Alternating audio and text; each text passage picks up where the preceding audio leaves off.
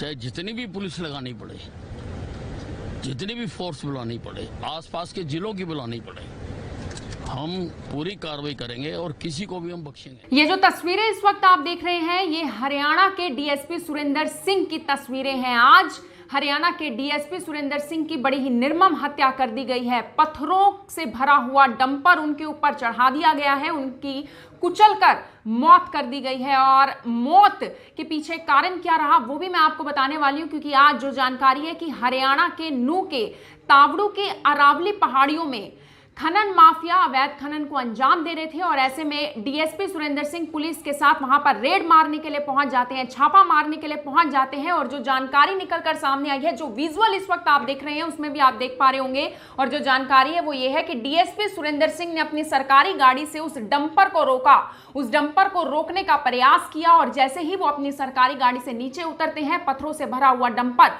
उनके ऊपर चढ़ जाता है। वो तुरंत नीचे गिर जाते हैं और उनके ऊपर से डंपर निकल जाता है और वहीं पर उनकी कुचलकर उन्हें मौत के घाट उतार दिया जाता है। इसके अलावा एक और जो बड़ी जानकारी यह है कि ऐसा नहीं है कि खनन माफिया के अवैध खनन का ये कोई पहला मामला था या फिर कोई आखिरी मामला था। ऐसे बहुत सारे मामले पहले भी देखने को मिले हैं। चाहे मैं हरियाणा के अंबाला की बात करूं, हरियाणा के अंबाला में भी इसी तरीके से एक जानलेवा हमला का प्रयास एडीसी के ऊपर भी किया गया था। इसके अलावा यमुनानगर की अगर बात की जाए तो वहां पर भी अवैध खनन माफियाओं के बहुत सारे किस्से हैं, बहुत सारे मामले रह रहकर सामने आते हैं। इस पूरे मामले को लेकर गृह मंत्री अनिल विज भी काफी सख्त निर्देश देते हुए नजर आ रहे हैं। उनका भी यही कहना है कि किसी भी कीमत पर अपराधियों को बख्शा नहीं जाएगा, आरोपियों को बख्शा नहीं जाएगा। और आरोपियों की अगर बात कर ली जाए, यानी कि खनन माफियाओं की बात कर ली जाए, तो इस पूरे वारदात को अंजाम देने के बाद वो वहां से फरार हो जाते हैं। भारी पुलिस बल वहां पर तैनात कर दी जाती है। इसके अलावा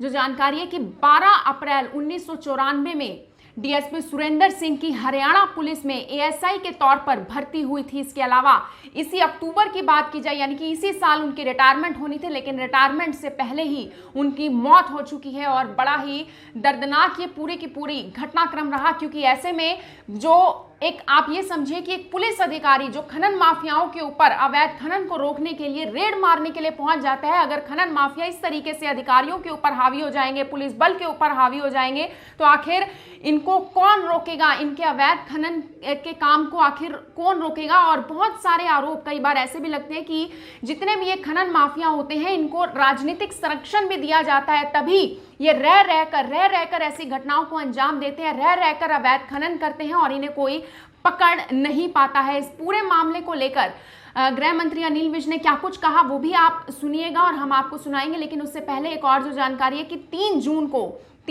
को क्योंकि ये जो पूरे का पूरा घटनाक्रम था ये नूह में था, नूह की अरावली पहाड़ी क्षेत्र में बताया जा रहा है, जो वहां की पहाड़ी थी, कि वहां पर अवैध खनन हो रहा है। और उसी को लेकर प्रशासन द्वारा स्पेशल टास्क फोर्स का गठन किया जाता है और उसी में डीएसपी सुरेंद्र सिंह को भी एक बड़ी जिम्मेदारी दी जाती है, उनको भी पूरी कमान दी जाती है। और उस कमान के चलते जो उन्हें दी गई, जो जिम्मेदारी दी गई, उसके चलते गांव में जहां का ये पूरा का पूरा क्षेत्र बताया जा रहा है, तावड़ू का ये क्षेत्र बताया जा रहा है, और वहां पर हफ्ते में यानी कि सप्ताह में 2 बार रेड के लिए वहां पर जाना था, दौरे के लिए लगातार जाना था। और उसी दौरे के चलते आज भी डीएसपी सुरेंद्र सिंह 12:15 के करीब वहां पर पहुंचे थे और इस बड़ी वारदात को उनके साथ अंजाम दिया गया। गृह मंत्री अनिल विज ने इस पूरे मामले को लेकर क्या कुछ कहा वो आप सुनिए। हो गई सख्त कार्रवाई करने के मैंने आदेश जारी कर दिए हैं, चाहे जितनी भी पुलिस लगानी पड़े, जितनी भी फोर्स बुलानी पड़े, आसपास के जिलों की बुलानी पड़े, हम पूरी कार्रवाई करेंगे और किसी को भी हम बख्शेंगे। अब यहाँ तक आ ही गए हैं